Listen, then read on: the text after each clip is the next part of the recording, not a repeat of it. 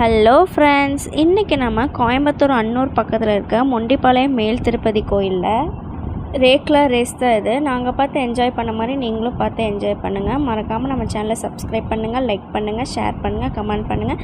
மறக்காமல் பெல் ஐக்கானை கிளிக் பண்ணுங்கள். தேங்க்யூ. பொழுதும் எங்களுக்கு வெற்றி தான். நான் ஒரு அடி வச்சு வந்தவன். கடிகாரத்தில் 1 மணி நேரம் ஆகணும்னா பெரிய முள்ள 60 அடி எடுத்து வைக்கணும். சின்ன முள்ள ஒரு அடி வச்சப்போ நான் அடி எடுத்து வச்சுட்டு ஆட்டத்துல ரேஞ்சு சேஞ்ச் ஆயிடுச்சு. இந்த பரமபத ஆட்டத்துல கீரிக்குள்ள இறங்கியிருக்கு.